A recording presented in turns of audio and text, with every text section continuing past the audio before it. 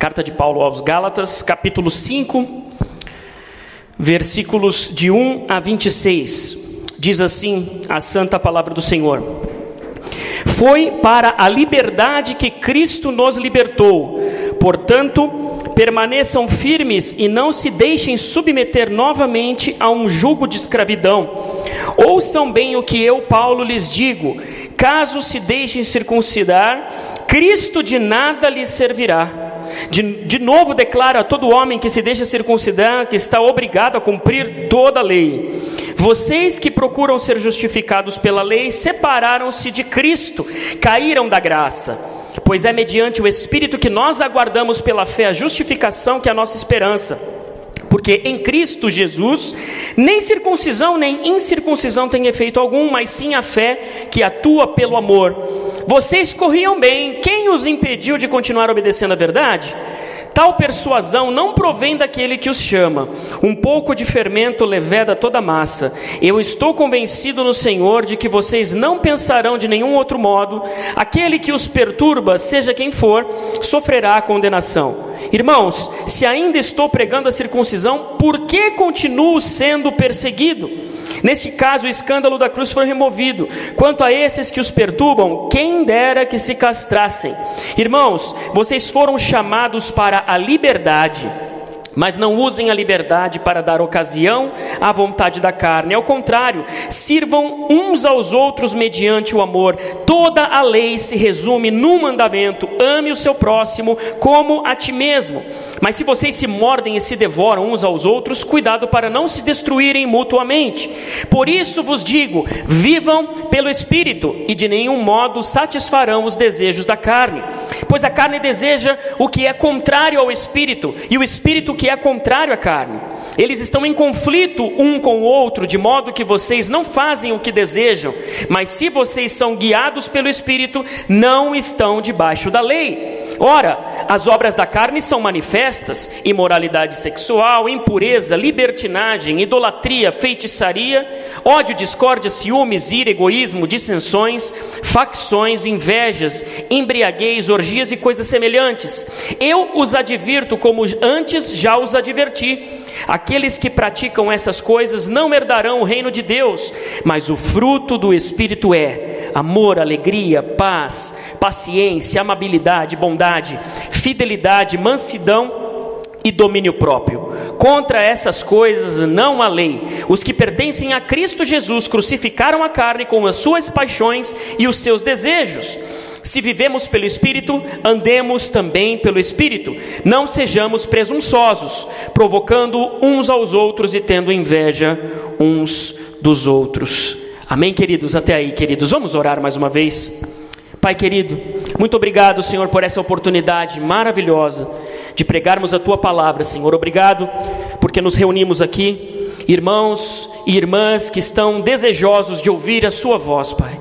Senhor, usa a minha vida e que eu também, Senhor, seja ministrado, Senhor, e aprenda com essa palavra, Senhor, que possamos sair daqui edificados e cheios do Teu Espírito. É isso que te pedimos, mas acima de tudo nós te agradecemos em nome de Jesus. Amém. Queridos, essa passagem da Bíblia é muito famosa e bastante usada em sermões exortativos. Sermão exortativo é aquele que procura corrigir a igreja quando alguma coisa vai de errado, né? Ou a famosa cajadada, né? Quando o pastor dá a cajadada. Não é exatamente a minha intenção nessa noite, mas é também ensinar a vida dos irmãos, né? Para que juntos possamos crescer na graça e no conhecimento de Cristo. Mas muitas vezes nós percebemos que esses trechos que nós lemos, eles são pregados como se fossem normatizações de estilos de vestir ou diversas formas de visibilidade exterior, quando que na verdade, se nós compreendermos o texto a partir de elementos exteriores a nós vamos cair em contradição, né? Porque Cristo, Paulo está falando aqui que de nada vale a circuncisão, a incircuncisão, o exterior, né? Porque Cristo olha o nosso interior. Então Paulo está dizendo aos Gálatas justamente o seguinte: agora em Cristo nós estamos livres, libertos do pecado, libertos da maldição do pecado. Nós continuamos a pecar, mas aquela maldição do pecado que causava a morte espiritual em nós, em Cristo foi removida, de modo que nós estamos livres. E como nós usamos essa liberdade? Fica a pergunta para nós essa noite: como saber se eu estou usando a minha liberdade em Cristo para a glória de Deus ou não? Compreender exatamente o que Deus quer de nós. Nós somos livres, mas nós somos livres para fazermos irrestritamente tudo aquilo que der na nossa cabeça? Fica aí a pergunta que nós vamos procurar responder nesta noite. A primeira coisa que eu gostaria de apontar com os irmãos é que Paulo está dizendo para os Gálatas, só para fazer uma recapitulação.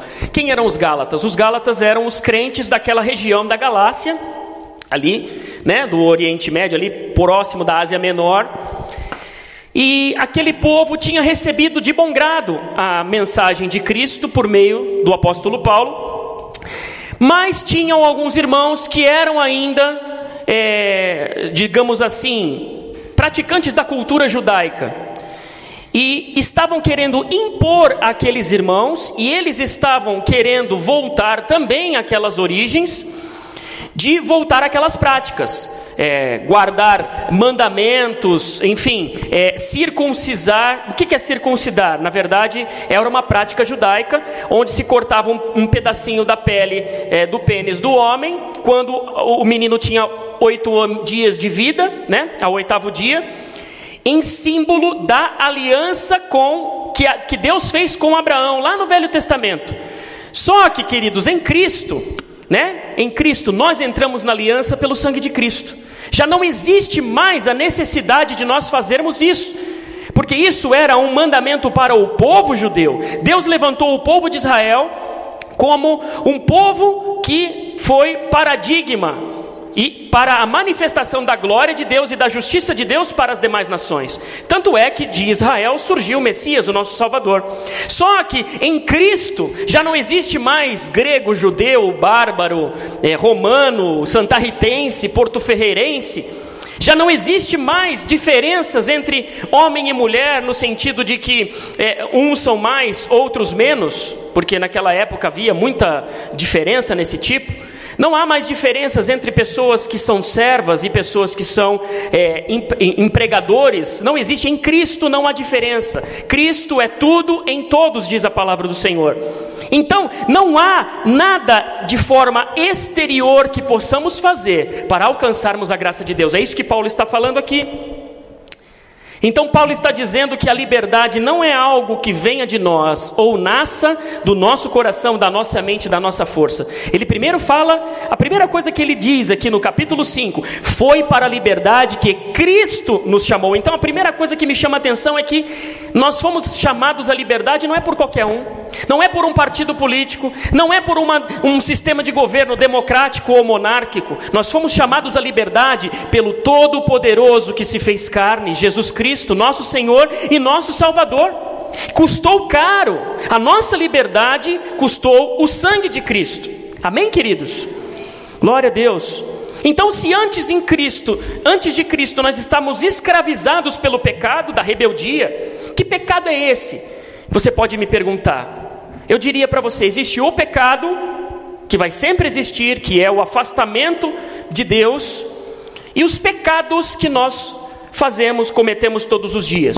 O pecado, que é o afastamento que Adão causou com a sua queda, desejando ser igual a Deus, ter o conhecimento do bem e do mal. Ao pegar o fruto e comê-lo, ele não queria simplesmente saber como é que ia ser, o que ia acontecer. Na verdade, ele quis se colocar no trono de Deus e ter o conhecimento, a mente de Deus, para guiar a sua própria vida. Isso causou o afastamento. Cristo morre, ressuscita, nos livra de todo este pecado, esta separação, aquilo que nos separa de Deus. Agora, por meio de Cristo, há uma ponte entre nós e Deus. Amém? Agora, nós cometemos pecados todos os dias, que são coisas que desagradam a Deus, e para isso nós precisamos nos arrepender diariamente. Nós pedimos perdão, e Ele não tem limites em nos perdoar. Louvado seja Deus por isso, né? Porque nós não ficamos um segundo sem pecar, mas ainda assim a sua misericórdia, ela é superabundante nas nossas vidas.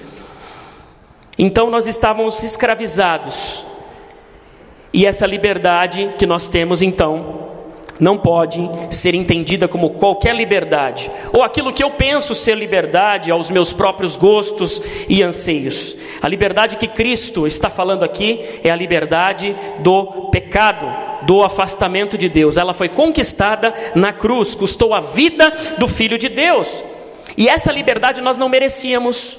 Nós não somos merecedores da graça de Deus. Ele nos criou porque Ele quis, Ele não precisava nos criar. Nós caímos, nós erramos, pecamos, mas ainda assim Ele escolhe nos perdoar por meio de Cristo nosso Senhor.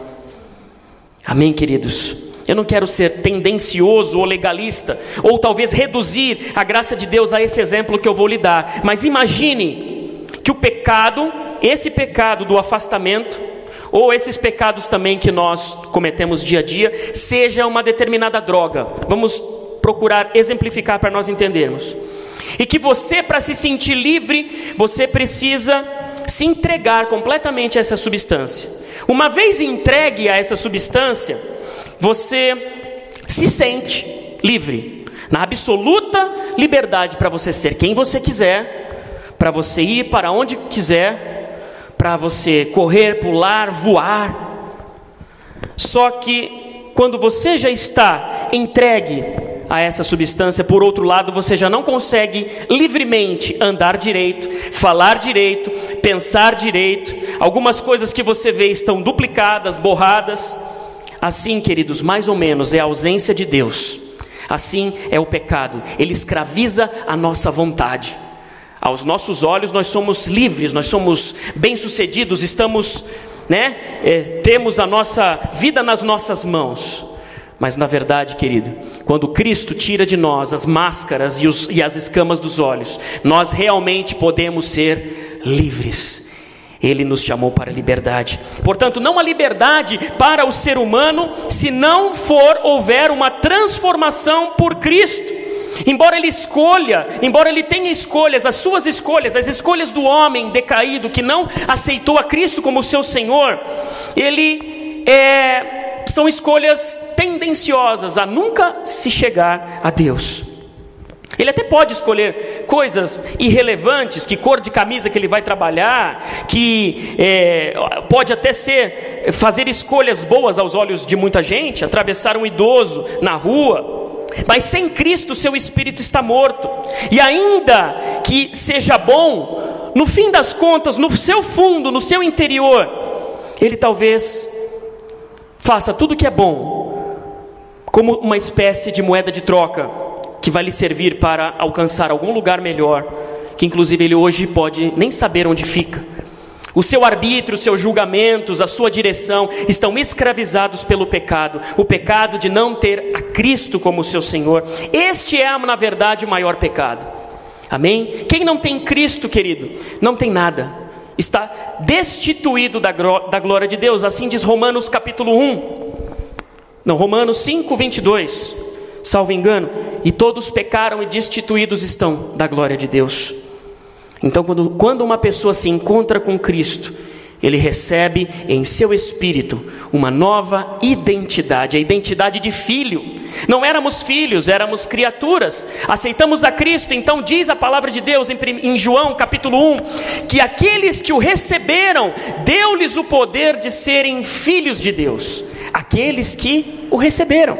Quando recebemos a Cristo, nós nos filiamos a Deus, recebemos a filiação adotiva de Deus em Cristo. Ou seja, sem o Filho nós não temos o Pai. Amém, queridos? É isso que a palavra de Deus está dizendo.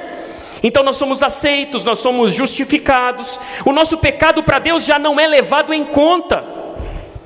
E a nossa vida passa a ter sentido, e ela vai sendo moldada pelo Espírito Santo, de modo a glorificar a Deus. Então o primeiro passo para vivermos de acordo com a vontade de Deus e para a glória de Deus é nos submetendo à vontade de Cristo e ao senhorio de Cristo. E esta liberdade, repito, custou a vida do Filho de Deus. Há um aparente paradoxo. Se nós só conseguirmos ser livres quando nós somos servos de Cristo. Se não somos servos de Cristo, nós não somos livres. Amém? Louvado seja Deus. Então Paulo aqui continua. Ele está falando aqui sobre a liberdade do homem salvo por Cristo em relação à lei de Moisés. A gente nunca pode fugir do contexto. Paulo está falando aqui aos Gálatas justamente porque aquele povo, eles queriam ser cristãos, crer em Cristo, mas queriam ser judeus. E nem quem era judeu, até quem era judeu, que não era judeu, estava querendo também entrar na arca, fazer circuncisão, guardar festa das cabanas, dos tabernáculos e de tudo mais o que. E Paulo está dizendo, não se submetam novamente à escravidão. Paulo está falando da escravidão da lei de Moisés. Ora, a lei é ruim? Não, foi Deus que deu a lei. Só que a lei apenas foi um tutor. Diz a própria palavra do Senhor que a lei foi um condutor. Ela apontava para Cristo. Porque ainda assim, não há quem pudesse cumprir a lei. Não há como você cumprir todos os mandamentos. E Deus mostra pela sua palavra que Deus entregou a lei aos homens. E ao longo da história da humanidade, ninguém conseguiu cumpri-la. E hoje nós vemos esses legalismos, essas coisas que os Gálatas estavam passando. Nós vemos, infelizmente, nos dias de hoje, no século 21, nós vemos regras pensadas do Antigo Testamento sendo colocadas sobre os ombros de diversas pessoas que regram a sua forma de comer, a sua forma de vestir. Se você deve cortar o cabelo assim, ou assado, ou raspar, ou deixar comprido.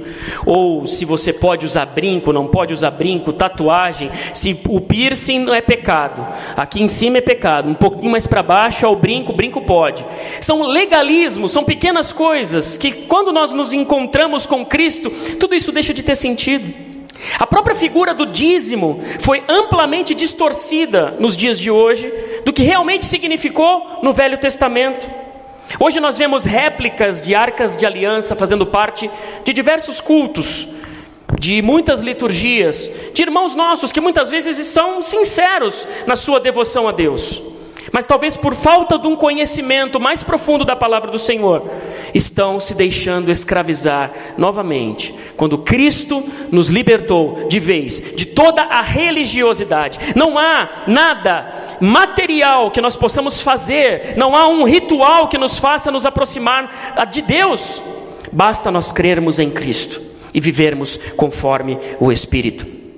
Amém, queridos? Não precisamos guardar sábado, não precisamos fazer festas judaicas, não precisamos nos colocar dentro de tendas por uma semana, não precisamos ter nenhum mandamento como devoção, porque senão o mandamento vira o objeto da nossa vida.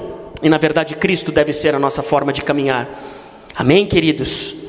Os Gálatas então foram repreendidos por tudo isso. Paulo, se estivesse vivo hoje, teria tido alguns colapsos ao visitar algumas das nossas igrejas. E Paulo fala para ele, olha, vocês corriam bem, o que foi que aconteceu com vocês para vocês retrocederem na sua fé? Ele diz o seguinte, quem faz essas coisas caiu da graça, ou seja, desconsiderou tudo o que Jesus falou. E ele fala, quem persuadiu vocês para fazerem isso? Essa ideia, esse convencimento não veio de Cristo, não veio daquele que o chamou. Ou seja, ele está falando, olha, essas ideias não podem vir de Deus, essas ideias de vocês não podem vir de Cristo. Pode ter vindo de qualquer pessoa, menos do Salvador, porque Ele nos chamou para a liberdade. Amém, queridos? Louvado seja o nome do Senhor. E quais são então as implicações práticas? O que mais interessa na mensagem é isso. Quais são as implicações práticas dessa liberdade que nós temos? Como podemos usar esta liberdade em Cristo para sermos conforme a vontade de Deus, para sermos bênção? A primeira implicação, talvez a única aqui que Paulo está falando, é o amor. Amém, queridos? Aquele que é salvo por Cristo não transgride os aspectos essenciais do caráter de Deus. Porque, como assim, Abraão? Você estava falando que Peraí, a lei está anulada, a lei foi revogada pela morte de Cristo, não precisamos cumprir mais lei nenhuma. Não é isso que eu estou falando. Eu estou falando que a lei jamais conseguiu ser cumprida por ninguém, porque ela foi justamente trazida para mostrar ao homem que ele não consegue cumprir nada pelo seu caráter decaído, e que somente em Cristo, o único que cumpriu toda a lei. Então ele cumpriu toda a lei e a cumpriu em nosso lugar, de modo que quando nós aceitamos a Cristo, quando nós temos a Cristo como nosso Senhor e nosso Salvador, nós temos nele o cumprimento de toda a promessa, de toda a profecia, de toda a lei. E o mandamento em tudo se resume em amar o seu próximo como a ti mesmo. O crente verdadeiro em Cristo não é aquele então que faz do evangelho um sistema legalista. Não mate que você vai para o céu, não roube que você vai para o céu, não cobice as coisas e a mulher dos outros que aí você vai para o céu. Não, queridos, é muito mais do que isso. Isso é uma questão de consequência, não é de causa. Se nós somos salvos em Cristo, nós não vamos matar. Amém? Eu não vou matar para não ir para o inferno. Não, eu fui salvo, eu não vou querer matar, eu não vou roubar, eu não vou cobiçar nada do que é meu, porque aquilo que Cristo me dá me é suficiente, me satisfaz. Eu sou feliz com Cristo porque Ele me satisfaz. Amém? Eu não vou ter outros deuses diante de mim, porque Ele me satisfaz como único e suficiente Salvador. Amém, queridos? Louvado seja o nome do Senhor. Então é o amor de Deus em nós que nos impede de adulterar, de roubar, de matar. E quando eventualmente nós pecamos, porque pode acontecer, Ele também é a fonte inesgotável de todo perdão. Com a distância de uma oração, você não precisa fazer penitência, você não precisa, Ele não quer a sua vida no lugar do seu pecado, porque Ele já deu a vida dele. Ele quer que você se arrependa. O sacrifício que Ele quer que nós façamos é o sacrifício vivo, é que a sua vida inteira, tudo que você é, tudo que você tem, tudo que você pensa, tudo aquilo que você possui, você, o seu bem, os seus bens, a sua casa, a sua família, os seus talentos, os seus dons, tudo isso seja entregue nas mãos dele, para que você seja uma bênção para as pessoas que estão se perdendo aí fora. O nosso sacrifício é vivo. É diferente do sacrifício das ovelhinhas que a lei permitia, apontando para Cristo, mostrando que um inocente iria morrer pelo pecado do pecador. Mas o nosso inocente já morreu. Amém? Não precisamos mais de nada disso. Louvado seja o nome do Senhor. Então, toda a lei se resume no amor. Amar a Deus sobre todas as coisas e ao próximo como nós mesmos. E no versículo 13, exatamente por isso, Paulo diz que a nossa liberdade não pode ser usada para darmos ocasião à vontade da carne, mas antes servirmos uns aos outros. Olha só, somos livres em Cristo, e porque somos livres em Cristo, eu tenho que servir você. E você tem que me servir. E uns servem os outros, porque é assim que o amor faz, não é? O amor serve, o amor é abnegado, o amor é doador. Deus nos amou tanto que Ele deu o seu único filho para que nós tivéssemos a vida. Ele não precisava nos criar, mas é da essência de Deus se doar. Ele se doou, se humilhou, se esvaziou, tomou a forma de homem e morreu em nosso lugar. Esse amor, por outro lado, a gente também não pode analisar ele como algo etéreo, algo sentimental. É claro que o amor sim é um sentimento, mas esse amor que serve uns aos outros, ele não é um sentimentozinho bom em nosso coração. É um amor que nos torna servos. É um amor que Jesus tinha pela sua igreja. E o amor de Deus teve uma atitude radical, Ele morreu pela sua igreja. É o amor que faz a gente anunciar o Evangelho sem querer nada em troca, simplesmente pela alegria e pela bênção de ver um perdido se converter a Cristo. Isso é amor. É amor para chorar com os que choram. É amor para se alegrar com os que se alegram. Muitos choram com os que choram até, mas na hora de se alegrar com a tua vitória, é difícil. Só aquele que ama a Cristo, aquele que tem Cristo como seu Senhor e o seu Salvador, e está entregue completamente nas mãos do Espírito Santo de Deus, se alegra com os que se alegram. Quem ama não mata, não trai, não cobiça o que o outro tem, porque não precisa, porque tudo aquilo que Ele colocou na sua mão é seu. E se ainda não está, e se ainda não tem, ou é porque não é para você ter, ou porque ainda não chegou a hora, persevere em oração, trabalhe, e o Senhor vai colocar nas suas mãos. Quem ama não tem nenhum outro Deus diante dele, seja uma outra divindade, ou seja, coisas simples que muitas vezes nós criticamos outras matrizes religiosas, quando o assunto é ter outro Deus, ou outra divindade de veneração, mas nós nos esquecemos que muitas vezes o nosso dinheiro é idolatrado por nós, muitas vezes o nosso filho é idolatrado por nós, ou o meu emprego.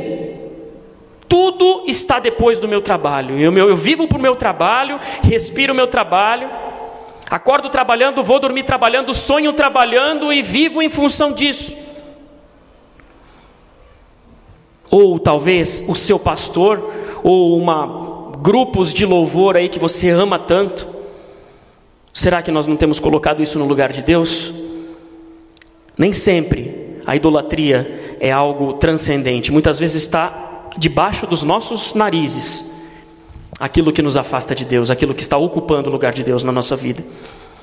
Amém, queridos? Que nós amemos a Deus acima de todas as coisas, de modo a largar para o segundo, terceiro, quarto lugar aquilo que rouba o tempo de Deus, aquilo que rouba a importância que Deus tem nas nossas vidas. Amém?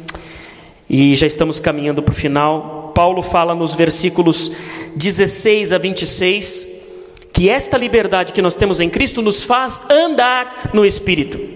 Quando nós nos convertemos a Cristo, recebemos o Espírito Santo de Deus, o próprio Deus passa a habitar no nosso coração, a nossa vida, e nós vamos aprendendo, vamos caminhando, e conforme nós vamos caminhando neste conhecimento, nesta graça, debaixo do senhorio de Cristo, nós vamos andando no Espírito, de modo que a nossa caminhada cristã tem que ser progressiva. Hoje eu tenho que ser muito melhor cristão do que eu fui ontem. Hoje eu tenho que ser o mais abnegado possível do que eu fui ontem. Por quê? Porque a caminhada cristã não acaba quando você se converte. Eu me converti, eu estou na igreja, acabaram-se os seus problemas. Não, querido. Você vai passar por lutas, por provações, e o seu caráter vai sendo moldado até que você seja aprovado em tudo aquilo que Deus quer te entregar nas suas mãos. Amém? Então os crentes já não estão debaixo da lei, da maldição da morte, porque tem o Espírito Santo.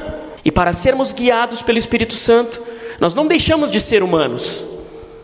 Nós continuamos tendo a nossa natureza querendo pecar, mas agora o nosso amor, a nossa prioridade pelo Espírito Santo que está em nós, deseja as coisas do Espírito.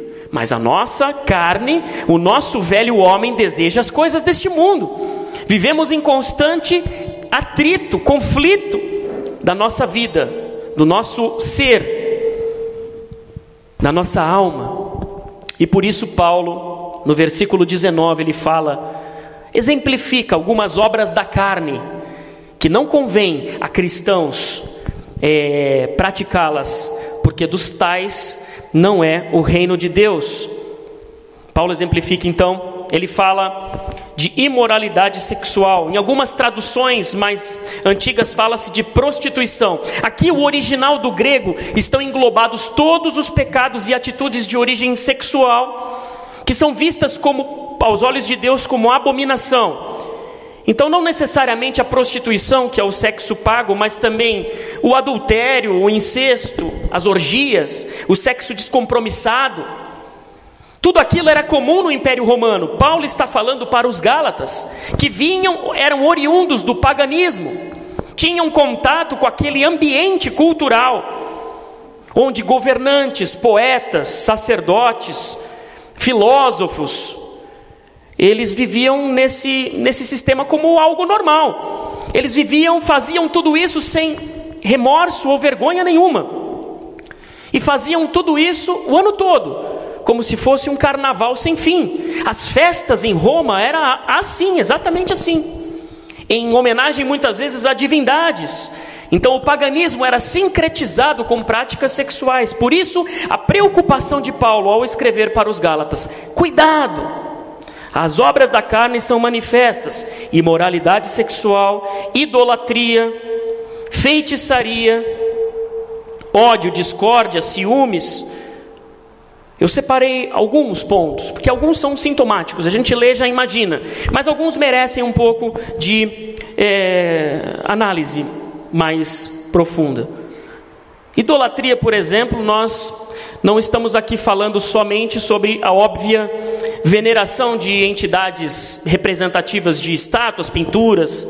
A idolatria nos nossos dias é muito sutil, como eu já falei, e ela deve ser combatida, deve ser negada. Tudo aquilo que te faça que a sua mente, o seu coração se desfoque do pertencimento que você tem a Deus, isso deve ser combatido, isso deve ser deixado de lado.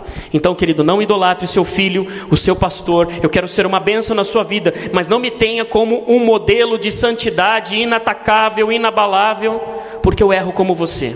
Eu quero junto com você alcançar o caminho até o final. Eu quero junto com você aprender e ensinar você.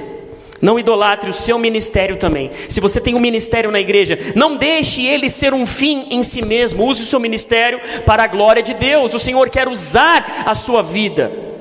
Ele não quer que você adore o seu ministério. Ele quer ser adorado por meio dele. Amém, queridos?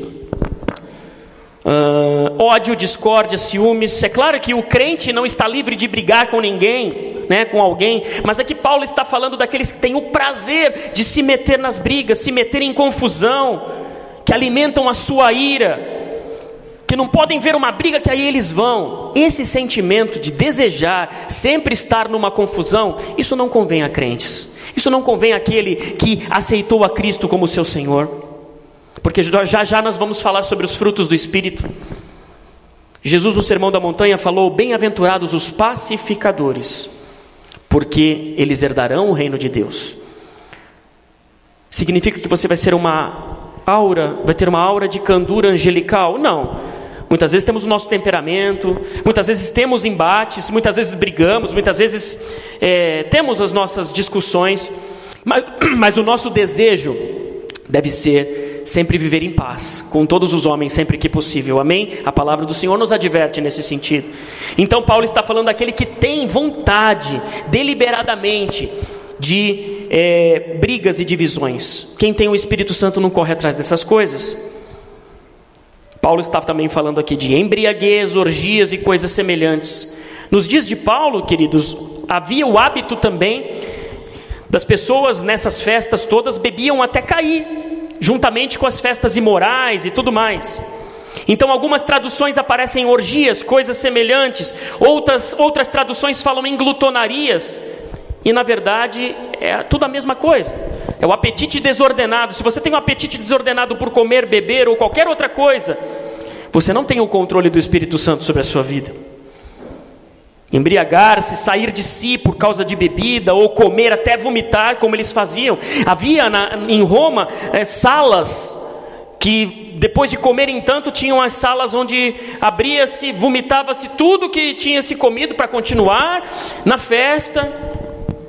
Imaginem as raves de 2, 3 dias lá em Roma, 7, 8 dias, tinha festas de um mês. Então nós vemos que não é sermos puritanos, não é isso, de maneira nenhuma. Mas a palavra de Deus, ela tem um norte para a nossa vida, ela tem uma direção. Amém? Versículo 22, já estamos finalizando. Paulo está então aqui apontando alguns frutos do Espírito, ou fruto do Espírito, que é evidenciado por todos esses elementos. O primeiro é amor. Eu diria que o amor é a célula-tronco do fruto, querido. É o que auxilia na produção dos demais. É esse que a gente tem que expressar. Amor, alegria. Querido, alegria não é estar sempre sorridente, mesmo quando não está. Não é parecer aquilo que você não é. A alegria do Espírito Santo é estar contente e satisfeito por aquilo que Deus tem te dado. por aquilo que o Senhor entregou nas suas mãos. O crente deve ser alegre mesmo passando por perseguições. Eu vi uma foto maravilhosa na internet que me deixou comovido e me deixou reflexivo sobre como eu tenho vivido a minha expressão religiosa em relação a Deus, a minha expressão cristã. Eu via um condenado à execução na Síria, caminhando com um sorriso, com uma expressão plácida no seu rosto. Ele estava a minutos de ser degolado, mas a alegria do Senhor era a sua força. Há cristãos sendo degolados, crucificados em pleno século 21, mas eles não deixam de anunciar, eles não se negam, eles não se curvam às exigências de negar a Cristo. Por quê? Porque o poder do Espírito Santo os capacita para serem perseverantes até o fim. Isso é ter a alegria do Espírito Santo, é ser contente e satisfeito por tudo aquilo que acontece com você, por tudo aquilo que Deus te entregou. E se de repente você não está exatamente no lugar onde você gostaria, tenha fé, tenha perseverança, mas não perca a sua alegria. Não deixe que as coisas apaguem a alegria do Espírito Santo, a alegria de você pertencer ao Senhor. O fato de você ter a Cristo como seu Senhor deve te satisfazer. Amém, queridos? Paz, amor, alegria e paz. Paz é a serenidade para passar pelas provações. É algo que só o Espírito Santo pode dar. No mundo onde a gente se desespera, no mundo onde a gente sempre está correndo atrás, né? Está sempre correndo atrás. Paz é a serenidade para passar ileso no meio das provações. Paciência ou longanimidade é ter justamente um longo ânimo, esperar a provisão de Deus, não ser afoito em fazer a sua própria vontade. Mais amabilidade ou benignidade em algumas traduções, é ser atrativo pelo seu modo de se portar com os outros. Como que você é cristão e você afasta os outros pela sua atitude agressiva? É incongruente, querido. Nós não precisamos ser as pessoas, nem Cristo agradou a todos, né? Os que geralmente são pessoas repulsivas sempre usam essa desculpa. Nem Cristo agradou a todos e o cara é intragável. Não, querido, ele não agradou a todos porque ele era Deus encarnado e ele pregava coisas que os fariseus não gostavam. Ele não agradou a todos os fariseus, mas a todo o povo sedento da presença de Deus, escravizado por Roma, escravizado por todo aquele jugo que os fariseus colocavam em cima dos seus ombros. Sim, ele agradou aquele povo. Onde Jesus estava, tinha pessoas sendo curadas, pessoas sendo, transformadas. Então não use esse ditado popular para ser carrancudo, para não ser uma pessoa amável. Quem tem Cristo, quem tem o Espírito Santo, atrai as pessoas pelo seu modo de conduzir a sua vida. Bondade também é outra parte do fruto. É ter uma boa índole, é não ter maldade, não ter malícia, é ter sempre boas intenções. Tudo que você faz, tenha boas intenções. Não tenha intenções diversas daquela que você está demonstrando, falando. Outra, fidelidade ou fé. É não trair a confiança de ninguém, é ser confiável, é ser uma pessoa que os outros podem confiar, podem contar. E também é receber a fé de Deus, para crer em Deus. Sem fé é impossível agradar a Deus. Mansidão, olha quanta coisa, hein? Que nós devemos produzir. E é na verdade o Espírito Santo que faz isso produzir em nós. Mas nós só satisfazemos a vontade do Espírito quando mortificamos a vontade da carne. A palavra de Deus diz que nós devemos resistir ao diabo e não fugir do diabo, porque é ele que vai fugir de nós, mas nós temos que resisti-lo, e nós temos que mortificar a nossa carne, dizer não. O salmista Davi falava sempre, ó minha alma, né? Parecia que ele estava sempre num conflito. Ele falava, por que você se abate, ó minha alma? Ele estava falando com ele mesmo, puxa vida, o meu espírito quer a Deus, mas por que a minha alma está triste, abatida? Não, alma, você vai louvar ao Senhor. Louve ao Senhor, ó minha alma. Davi sempre falava. É justamente isso. Amém? Mansidão é humildade, é ter consciência de que você sempre pode aprender alguma coisa, de que não é o Senhor de toda a razão, de que tem também consciência das suas fragilidades. Eu sei que eu não sei tudo, mas eu quero aprender com você aquilo que eu não sei. Amém, queridos? Domínio próprio, já estamos caminhando para o final. Ou temperança, é o autocontrole, controle das suas emoções, controle dos seus pensamentos. Um crente cheio do Espírito Santo é controlado pelo Espírito Santo. Também é uma pessoa bem resolvida, pode se irar. Claro, nós nos iramos muitas vezes, mas não ficamos cegos de ir a ponto de matar alguém, numa passionalidade. Pode até se entristecer, se desiludir, mas não viva uma vida inteira pautada nesse sentimento de tristeza. Domínio próprio ou temperança é ser uma pessoa equilibrada, temperada, com bom senso necessário para não ser sempre levado pelos seus instintos. O Senhor nos deu uma inteligência, o bom senso para nós sermos guiados conforme a sua palavra, conforme o seu Espírito, e não conforme aquela primeira fagulha que passa na nossa cabeça. E por fim, eu gostaria de apontar que é muito comum a gente dizer numa expressão, né? Nossa, a atitude de fulano foi desumana. Se nós temos um modelo de desumanidade, é porque nós também temos uma ideia que foi plantada, talvez por Deus mesmo em nós, do que seja a verdadeira humanidade. E a ideia é essa mesmo: quanto mais de Cristo eu tenho, quanto mais de Cristo vai florescendo no meu ser, no meu coração, mais humano eu vou me tornando. Porque o primeiro homem, Jesus Cristo, não pecou, viveu como a vontade de Deus até a sua morte. E se eu tenho a Cristo, e se eu professo a Cristo, e se eu tenho o Espírito Santo de Deus, eu tenho a sua identidade e o seu caráter e a sua unção para me fazer conduzir deste modo e ser uma pessoa mais humana. E é exatamente essa humanidade que será um dia perfeita e restaurada na eternidade. Ele vai nos levar daqui e vai transformar todas as coisas, e nós teremos outros corpos glorificados, mas teremos a nossa consciência, nós teremos uma realidade repleta da glória de Deus. Amém, queridos?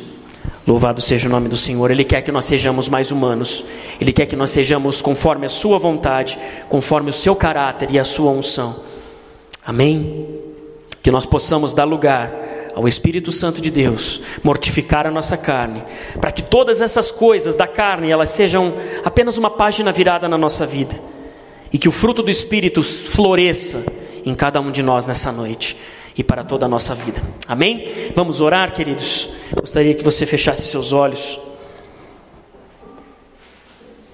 Pai querido, muito obrigado, Senhor, por nos escutar, por nos ouvir, por falar conosco também, Senhor. Obrigado porque o Senhor é um Deus vivo, um Deus que se manifesta, um Deus que se revela e que está aqui nessa noite falando aos nossos corações. Obrigado por cada um dos meus irmãos que está aqui, Jesus, e que nós pudemos compartilhar esta palavra. Nós, Senhor, primeiro de tudo, nós te agradecemos pela liberdade que nós temos em Cristo, pela liberdade que nós temos no Senhor, naquele que nos salvou. Obrigado porque nós não precisamos mais fazer nada, Jesus, não precisamos fazer nada exterior, não há nada que eu faça, ou que cada um dos meus irmãos faça para que o Senhor me ame mais, ou não há nada que deixemos de fazer para que o Senhor nos ame menos, Pai. Obrigado, Senhor, pelo teu amor manifesto no teu Filho Jesus Cristo. Obrigado por essa liberdade, Jesus. Nos ensine, Senhor, a caminhar nessa liberdade, Jesus, vivendo para a tua glória, Senhor, manifestando, Senhor, os frutos do teu Espírito. Nós queremos ser mansos, nós queremos ser humildes, Senhor. Muitas vezes não conseguimos, muitas vezes isso ainda não é uma realidade nas nossas vidas. Nos ensina, Pai, nos dê oportunidade de crescimento, oportunidade para sermos moldados, Senhor, uns pelos outros, Senhor, e contigo também, Senhor. Nos dê oportunidades práticas nessa semana para que nós possamos aprender esta palavra, Jesus, possamos amar realmente uns aos outros e amar a Ti. Não permita, Senhor, que nada seja colocado, Senhor, na Tua frente. Não queremos que nada ocupe o seu lugar nos nossos corações. Muito obrigado, Senhor, por essa palavra. Obrigado porque o Senhor aqui está. Obrigado porque temos a Tua presença viva e real conosco nessa noite. Muito obrigado, Senhor, em nome de Jesus. Amém e amém. Será que você pode aplaudir o nome do Senhor? Glória a Deus.